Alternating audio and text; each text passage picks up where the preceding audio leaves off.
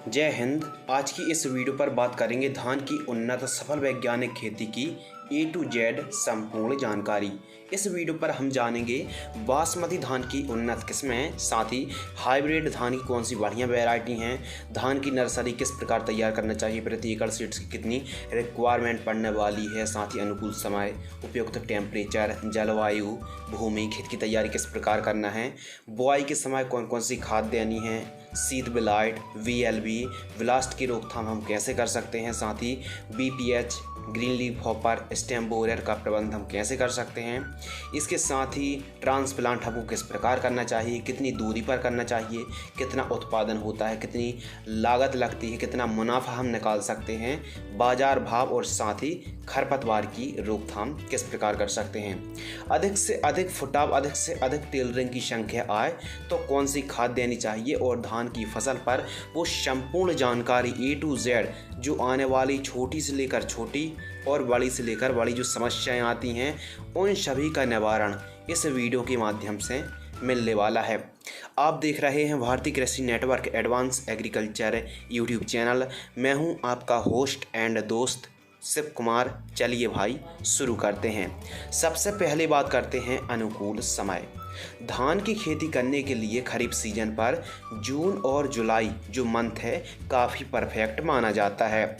जून जुलाई जो टाइमिंग है, और यदि नर्सरी की बात करें कि नर्सरी तैयार करने का जो टाइमिंग है 10 जून से लेकर 20 जून के मध्य आप नर्सरी तैयार कर सकते हैं। नर्सरी तैयार होने पर 25 से 28 दिन और अधिकतम 30 दिन तक का टाइम लग सकता है। अगले विषय के ऊपर बात करते हैं भूमि यानी सॉइल।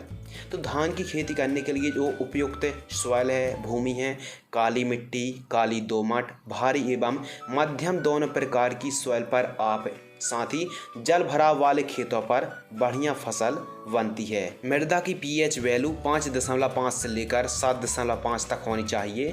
वाटर होल्डिंग कैपेसिटी अच्छी होनी चाहिए, यानी जल धारण वाली मिट्टी होनी चाहिए। टेम्परेचर, धान की फसल पर मिनिमम जो टेम्परेचर है 18 से 20 डिग्री सेल्सियस और अधिकतम 32 से 35 डिग्री सेल्सियस का जो टेम्परेचर है काफ़ी अनुकूल माना जाता है। धान की उन्नतशील किस्में, यह टॉपिक काफ़ी ज़्यादा इम्पोर्टेंट और महत्वपूर्ण है। इस वीडियो पर धान की उन्नतशील किस्मों को हमने 3 भागों पर डिवाइड किया है, जैसे बासमती धान की उन्नतशील किस्में, हाइब्रिड धान की उन्नतशील किस्में, नॉन बासमती धान की उन्नतशील किस्में। सबसे पहले बात करते हैं बासमती धान की उन्नतशील किस्में। तो बाजार पर, मार्केट पर जैसे 1121 PB, पूषा बासमती 1509, 1401 और भी जो अन्य वैरायटी हैं, तो कृषि विशेषज्ञों ने नई जो वैरायटी हैं उनको लॉन्च किया है। जैसे पूषा बासमती 1121 वैरायटी है, इसको नई जो वैरायटी लॉन्च की है इसको इम्प्रूव करके PB 1885 वैरायटी। इसके अलावा पूषा बासमती 1509 को नई जो वैरायटी लॉन्च की है पूषा बासमती 1847, जो 1847 वैरायटी तैयार की है कृषि विशेषज्ञों ने 1509 को और 1790, इन दोनों वैरायटी को इकट्ठा करके एक नई वैरायटी बनाई है जो कि 1847, जो कि 1509 का नया वर्जन है। इसके अलावा पूषा बासमती 1401 जो कि नई जो लॉन्च की है 1886 के नाम से पूषा बासमती, जो कि पूषा बासमती है, यह 20 से बीज 140 से 145 दिन लग जाते हैं। इसके अलावा पूषा बासमती 1718 जो वैरायटी है 135 दिन पर तैयार हो जाती है। इसके अलावा पूषा बासमती 1692 जो वैरायटी है, इसको किस प्रकार तैयार किया गया था, तो पूषा बासमती 1692 140 दिन की है और इसको 1509 और 1601 को ऐड करके 1692 वैरायटी को निकाला गया था। तो पूषा बासमती 1692, इसके अलावा पूषा बासमती 1718, 1886, पूषा बासमती 1847, पूषा बासमती 1885 वैरायटी को आप लगा सकते हैं। भारतीय कृषि अनुसंधान केंद्र यूनिवर्सिटी कृषि वैज्ञानिक वैरायटी का कॉम्बिनेशन, समावेश, क्रॉप को मिलाकर नई वैरायटियों को तैयार करते रहते हैं। जिससे होता क्या है कि जैसे पुरानी वैरायटी पर बैक्टीरिया, लीफ ब्लाइट, ब्लास्ट जैसी समस्या देखने के लिए मिलती है, तो इन्हीं को इम्प्रूवमेंट करके जो VLB है, ब्लास्ट, इसके प्रति रेजिस्टेंस वैरायटी तैयार की जाती हैं। तो यह जो वैरायटी है पूसा बासमती बीज से बीज तक 140 दिन लग जाते हैं। अब हाइब्रिड वैरायटी के बारे में बात करें तो जो हाइब्रिड धान है वायर कंपनी की जैसे 6444 गोल्ड है, वायर कंपनी की अराइज की जो 6129 गोल्ड आती है, सीड्स प्रो की जो 4699 वैरायटी आती है, कावेरी की जो 2 वैरायटी आती है 9090 और 468, इसके अलावा पायोनियर की जो 2820-67 वैरायटी आती है। तो इन वैरायटी में से आप किसी वैरायटी का चुनाव कर सकते हैं। इसके अलावा नॉन बासमती पर कुछ वैरायटी हैं जो कि मोटा धान है, रिसर्च धान है, तो PR 114, PR 131 जो कि 2021-22 सीजन पर लॉन्च की गई है, PR 130 है, PR 128 है, PR 129, इन वैरायटी का भी आप सिलेक्शन कर सकते हैं। मोटी धान है, रिसर्च पैडी है, तो इनका भी उत्पादन 28 से 30 क्विंटल प्रति एकड़ की दर से होता है। पूसा बासमती की जो 3 वैरायटी लॉन्च की गई हैं यह VLB और ब्लास्ट के प्रति सहनशील वैरायटी हैं, जिनका हमारे किसान भाई बुआई करके काफ़ी अच्छा मुनाफा निकाल सकते हैं। अगले टॉपिक के ऊपर बात करते हैं प्रति एकड़ सीड्स रिक्वायरमेंट। यदि आप धान की खेती 1 एकड़ पर रोपाई करनी है तो नर्सरी तैयार करने के लिए आपको 6 किलोग्राम प्रति एकड़ की दर से सीड्स की आवश्यकता पड़ने वाली है। अगले विषय के ऊपर बात करते हैं बीज उपचार। कुछ ऐसी हाइब्रिड वैरायटी होती हैं उनको उपचारित करने से कोई फ़ायदा नहीं होने वाला है, बाकी जो धान का बीज उपचारित नहीं है उनको आप उपचारित जरूर कर लीजिए। तो आपको बीज उपचार किस प्रकार करना है आइए जानते हैं। कार्बेंडाजिम प्लस मैंगो जैव युक्त जो फफूंदनाशक आती है, 1 किलोग्राम सीड्स को आपको 5 से 6 ग्राम फफूंदनाशक से आपको बीज उपचार करना है। हल्के से पानी के छींटे मारना है और आपको फफूंदनाशक को मिलाना है और ठीक तरीके से आपको मिक्स कर लेना है, जो कि सीड्स है चारों तरफ सीड्स के जो फंगीसाइड है वो चिपक जाए। तो 40 मिनट तक आपको छापर सुखाना है, उसके बाद आपको बुआई कर देनी है। आपको महंगे फफूंदनाशक से बीजों को उपचारित करने की आवश्यकता नहीं है। UPL कंपनी की जो साफ फफूंदनाशक आती है, मात्र आपको 5 से 6 किलोग्राम बीजों को उपचारित करने के लिए 20 से 30 रुपये का खर्च ही आने वाला है। तो इस प्रकार आप बीज उपचारित करते हैं तो रिजल्ट भी अच्छे मिलेंगे और सस्ते पर बढ़िया काम भी हो जाएगा। नेक्स्ट और अगले टॉपिक के ऊपर बात करते हैं खेत की तैयारी यानी फार्म प्रिपेयर। तो खेत की तैयारी किस प्रकार करना है, 1 से 2 बार कल्टीवेटर से आपको जुताई कराना है, प्लोविंग कराना है। उसके बाद 3 से 4 ट्राली गोबर की पकी हुई खाद को पूरे खेत में बिखेर कर रोटावेटर से खेत को समतल कराएं, कुछ इस प्रकार। उसके बाद पाटा लगाकर खेत को एकदम सपाट कराएं, लेवलिंग कराएं, पानी भरें, पडलिंग कराएं, यानी मचान आपको कुछ इस प्रकार करना है। और उसके बाद जो आपको खाद देनी है वेसल डोज के रूप में जो आपको खाद देनी है सिंगल सुपर फॉस्फेट, जो हम आपको जानकारी बता रहे हैं प्रति एकड़ की दर से बतला रहे हैं। तो सिंगल सुपर फॉस्फेट उर्वरक खाद पाउडर फॉर्म वाली 100 kilogram, DAP di ammonium phosphate 50 kilogram, MOP muriate of potash 25 kilogram और साथ ही फिप्रोनिल 0.3% GR दानेदार इंसेक्टिसाइड 3 किलोग्राम। इस कॉम्बिनेशन को मिक्स करके पूरे खेत में बिखेर दीजिए। उसके बाद आपको पडलिंग कराना है, यानी खेत में मचाई कराना है। मचाई कराने के क्या फ़ायदे हैं कि रोपण करने में आसानी होती है, खरपतवार नहीं उगते हैं और खेत को साथ ही खेत की छोटी छोटी क्यारियों को बांट लीजिए और 1 एकड़ पर 8 से 10 क्यारी आप बना लीजिए, जिससे पानी भरने पर प्लांटेशन करने पर काफ़ी आसानी हो जाती है। नर्सरी तैयार, धान की नर्सरी किस प्रकार तैयार करना है आइए हम इस वीडियो पर सरल शब्दों में समझते हैं। मात्र 25 से 28 दिनों पर आप एकदम स्वस्थ हरी भरी नर्सरी किस प्रकार तैयार कर सकते हैं। तो मजबूत नर्सरी तैयार करने के लिए जगह का चुनाव किस प्रकार करना है, कौन सी वैरायटी का चुनाव करें, खाद कितनी मात्रा पर हमको नर्सरी पर देनी है, कितनी जगह पर कितनी सीड्स की हमको बुआई करनी है, कौन सी सावधानी रखनी है, सिंचाई कितनी करनी चाहिए, कीट फंगस आते हैं, पीलापन आता है तो उसका हम कैसे प्रबंध कर सकते हैं, इस वीडियो पर हम जानेंगे नर्सरी तैयार करने की विधि। सबसे पहले जगह का चुनाव। नर्सरी ऐसी जगह पर लगाएं जहां आपको सोइंग करनी है आसानी से, जब चाहें पानी को आप भर सकें, जब चाहें आप खाली कर सकें। शुरुआती दिनों पर पानी ज़्यादा आपको नहीं भरना है, बस नमी बनी रहे, कुछ इस प्रकार आपको बेड तैयार करनी है। मिट्टी एकदम भुरभुरी होनी चाहिए और आपको 450 स्क्वायर फीट पर 4 किलोग्राम सीड्स की बुआई करनी है। 450 स्क्वायर फीट जगह पर आपको 50 किलोग्राम वर्मी कंपोस्ट लेना है या फिर 2 क्विंटल गोबर की खाद ले लीजिए। इसके साथ 5 kilogram single super phosphate powder form वाली खाद लेनी है और 3 किलोग्राम DAP, 1 किलोग्राम सूक्ष्म पोषक तत्व युक्त खाद माइक्रो न्यूट्रिएंट फर्टिलाइजर्स, इन सभी को मिलाकर बीजों की बुआई करके आपको ठीक तरीके से सिंचाई करना चाहिए। और सिंचाई सुबह शाम आपको नर्सरी पर करना चाहिए। और जब नर्सरी 12 से 15 दिन के आसपास की होती है तो NPK घुलनशील खाद 19-19-19 1 लीटर पानी में 3 से 4 ग्राम और कॉन्फिडोर इंसेक्टिसाइड जिसमें इमिडाक्लोप्रिड है 1 लीटर पानी में 1 ml की दर से आप छिड़काव कर सकते हैं। इसके अलावा यदि आप सस्ते पर जाना चाहते हैं तो कीट और फंगस की रोकथाम करने के लिए आप नीम ऑयल है, फिश ऑयल का भी स्प्रे कर सकते हैं। नर्सरी में आपको जब सीड्स की बुआई करनी है तो सीड्स की गहराई 3 से 4 सेंटीमीटर ही आपको गहराई पर बुआई करनी है। और यदि कोई गंभीर सूखने की समस्या आ रही है, पीलापन की समस्या आ रही है तो सिंजेंटा कंपनी की एमिस्टार टॉप फंगिसाइड 1 लीटर पानी में 1 ml की दर से आप स्प्रे कर सकते हैं। तो इस प्रकार 27 से 28 दिनों पर नर्सरी तैयार हो जाएगी। जब 4 से 5 इंच की नर्सरी हो जाए तो हमको ट्रांसप्लांट यानी पौध रोपाई कर देनी चाहिए। नर्सरी पर आपको खरपतवार नाशक का छिड़काव नहीं करना है, हाथों से खरपतवार को बाहर आपको निकालना है। पौध अच्छी बढ़वा लेगी। यदि आप नर्सरी पर खरपतवार नाशक का स्प्रे कर देते हैं तो नर्सरी हमारी कमज़ोर पड़ सकती है। इसलिए नर्सरी का खरपतवार आपको हाथ से मजदूरों की सहायता से ही खेत से बाहर निकालना चाहिए। अगले टॉपिक के ऊपर बात करते हैं ट्रांसप्लांट यानी पौध रोपाई किस प्रकार करना है। तो आइए समझते हैं सरल शब्दों पर।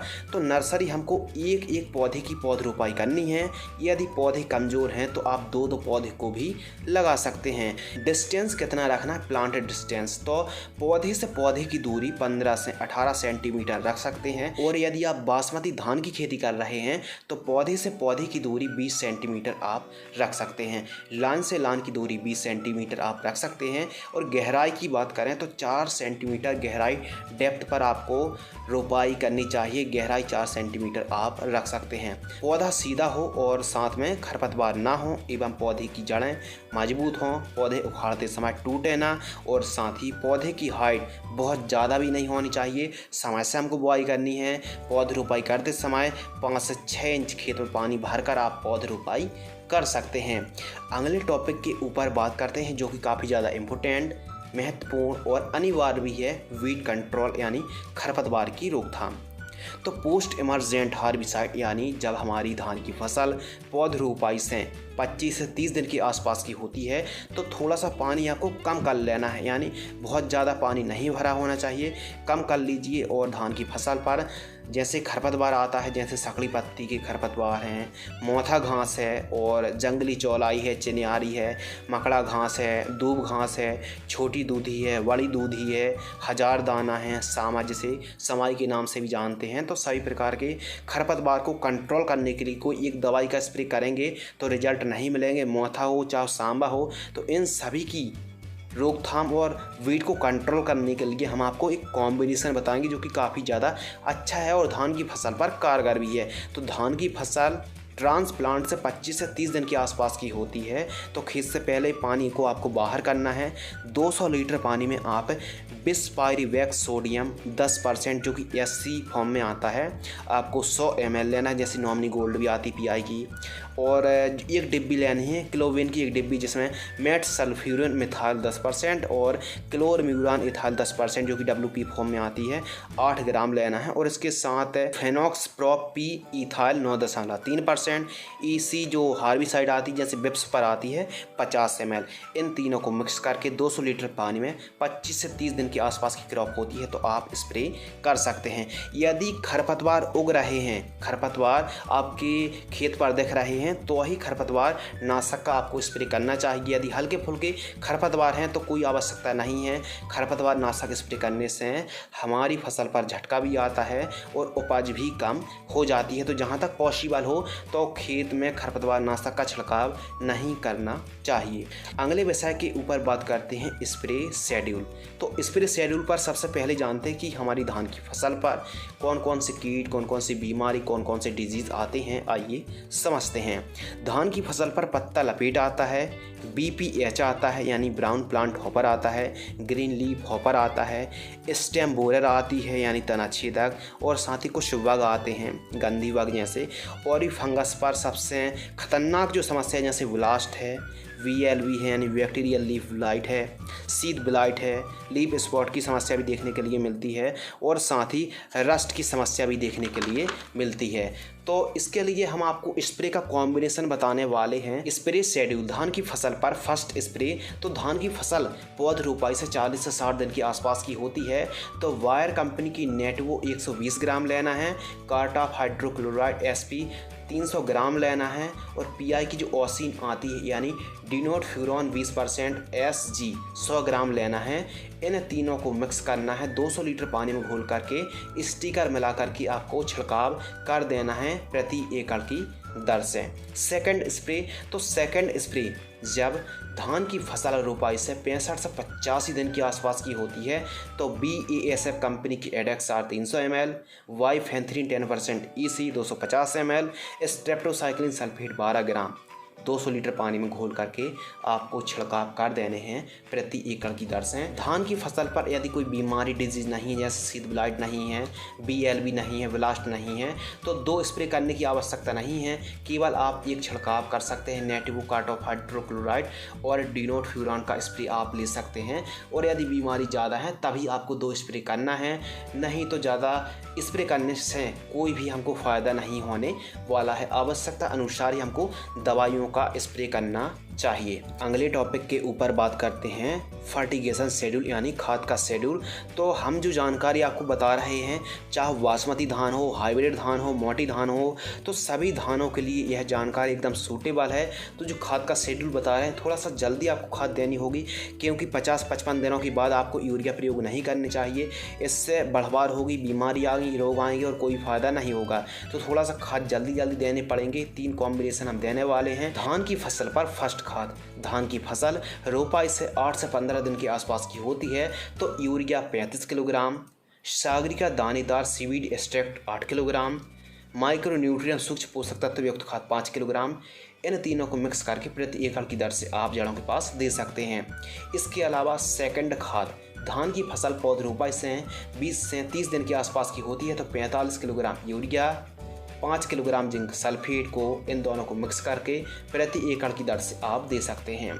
थर्ड खाद, तो जब हमारी धान की फसल पौध रोपाई से 45 दिन के आसपास की होती है, तो यूरिया 35 किलोग्राम और बायोजाइम किसी अच्छी कंपनी का 5 किलोग्राम, इन दोनों को मिक्स करके जड़ों के पास आप दे सकते हैं। और स्पेशल यूरिया खाद नाइट्रोजन को 50 और 55 दिनों के बाद आपको बिल्कुल भी उपयोग नहीं करना है।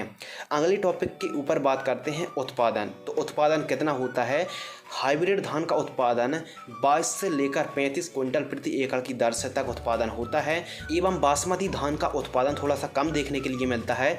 बासमती धान को यदि आप लगाते हैं तो 18 से 25 क्विंटल प्रति एकड़ की दर से यील्ड प्राप्त होती है। अगले विषय के ऊपर बात करते हैं लागत। यदि हम जिस प्रकार आपको जानकारी शेयर कर रहे हैं, इस प्रकार यदि आप खेती करते हैं तो 1 एकड़ पर 18,000 रुपये से लेकर 20,000-22,000 रुपये के आसपास आपको 1 एकड़ का खर्च आएगा। धान की फसल पर मुनाफा, यदि आप 1 एकड़ पर धान की खेती करते हैं तो जो मुनाफा है, शुद्ध लाभ है, 40 से 50,000 रुपये के आसपास आप 1 एकड़ से कमा सकते हैं। यानी मोटा मोटी मान लें तो 35,000 से 40,000 रुपये आप 1 एकड़ से अर्न कर सकते हैं लागत को काट कर। यदि आप 5-10 एकड़ पर धान की खेती करते हैं तो आप काफ़ी अच्छा मुनाफा आप धान की क्रॉप से निकाल सकते हैं। अगले टॉपिक के ऊपर बात करते हैं, धान की फसल गिरने से आप कैसे बचा सकते हैं। धान की फसल जब रोपाई से 55 से 60 दिन के आसपास की होती है तो BASF कंपनी की लेहोसिन 15 लीटर पानी 20 ml की दर से आप स्प्रे करते हैं तो ज़रूरत से ज़्यादा हाइट नहीं होगी, जिससे हमारी धान की फसल गिरेगी नहीं, इससे दाने खराब नहीं होंगे और प्रोडक्शन में क्वालिटी में कोई भी गिरावट देखने के लिए नहीं मिलेगी। तो लिहोसिन का आप स्प्रे कर सकते हैं, इससे धान की क्रॉप ज़रूरत से ज़्यादा बढ़वार नहीं ले पाएगी। अगले टॉपिक के ऊपर बात करते हैं कुछ ज़रूरी बातें। तो जिंक से फटाव आते हैं धान की फसल पर। 55 दिनों के बाद आपको यूरिया प्रयोग नहीं करनी है। जाइम का प्रयोग आपको ज़रूर करना है, जैसे सागरी का है, जाइम है, तो इससे बढ़िया बढ़वार होती है। शीत ब्लाइट के लिए जैसे धान की फसल पर कई इलाकों पर शीत ब्लाइट आता है, तो उसके लिए नेटो फफूंदनाशक का स्प्रे कर सकते हैं। VLB यानी बैक्टीरियल लीफ ब्लाइट आता है, तो स्ट्रेप्टोसाइक्लिन 12 ग्राम 200 लीटर पानी घोल करके स्प्रे कर सकते हैं। खरपतवार खेत में हो तो ही आपको खरपतवार नाशक का स्प्रे करना चाहिए। अंतिम यूरिया खाद के साथ आप चाहें तो 2,4-D को मिलाकर भी प्रयोग करने से बढ़वार कम होती है, जिससे फसल गिरती नहीं है। लेकिन कौन सी 2,4-D? जो बिना गैस वाली 2,4-D आती है। 50 ml आपको जब आप यूरिया के साथ मिलाकर 50 ml 2,4-D बिना गैस वाली को मिक्स करके जड़ों के पास दे सकते हैं। स्प्रे नहीं करना है, जड़ों के पास आपको देना है। इसके अलावा खाद के 2 डोज भी काफ़ी हैं। यदि धान की क्रॉप पर हमने जो खाद का शेड्यूल बताया है, हमने आपको 3 डोज बताए हैं, तो 3 डोज में से आप 2 डोज भी देंगे। यदि फसल ठीक तरीके से बढ़वा ले रही है तो खादों को आप कम भी कर सकते हैं। आवश्यकता अनुसार ही न्यूट्रिएंट और उर्वरक खादों का आपको प्रयोग करना चाहिए। धान की फसल पर हमको ब्लास्ट का स्प्रे तभी करना है जब प्रारंभिक स्टेज पर सिम्टम्स यदि दिख रहे हैं, तो जैसे ब्लास्टोगन आती है दमा की, इनका स्प्रे आप कर सकते हैं। यदि पर्याप्त मात्रा पर सिंचाई के साधन है, नहर है, ट्यूबवेल है, तभी हमको धान की खेती करनी चाहिए। हमको बरसात के भरोसे धान की खेती नहीं करनी चाहिए। कई इलाकों पर पानी की किल्लत रहती है, वे किसान भाई धान की खेती कर लेते हैं, लेकिन आखिरी पर बरसात नहीं होती है। तो ऐसे सिचुएशन पर पर्याप्त मात्रा पर सिंचाई के साधन हैं, तभी हमको धान की खेती करनी चाहिए। बासमती धान पर थोड़ा सा फंगस बीमारी थोड़ी सी ज़्यादा आती हैं, तो इसके लिए हमने स्प्रे बता दिया, हमने खाद बता दी, हमने प्रॉपर जानकारी शेयर कर दी है कि यदि धान की फसल पर कोई बीमारी आ रही है तभी हमको फंगीसाइड, इंसेक्टिसाइड का छिड़काव करना चाहिए। वरना कोई भी ज़्यादा खाद देने की, ज़्यादा उर्वरक खादों का इस्तेमाल करने की कोई आवश्यकता नहीं है। यदि आप इस प्रकार धान की खेती करते हैं तो आपको काफ़ी अच्छा मुनाफा भी मिलेगा, अच्छा उत्पादन भी आप निकाल पाएंगे और कम लागत पर ज़्यादा से ज़्यादा आप यील्ड प्राप्त करेंगे, ज़्यादा मुनाफा प्राप्त करेंगे। यदि आपको यह जानकारी पसंद आती है तो वीडियो को आप लाइक कर सकते हैं। तो आप देख रहे थे भारतीय कृषि network advance agriculture YouTube channel. धान की उन्नत सफल खेती की A to Z संपूर्ण जानकारी इस वीडियो के माध्यम से हमने शेयर की। यदि आपको यह वीडियो पसंद आती है, हमारी जानकारी सार्थक लगती है, तो इस वीडियो को किसान हित पर ज़्यादा से ज़्यादा शेयर जरूर करें। धन्यवाद, नमस्कार।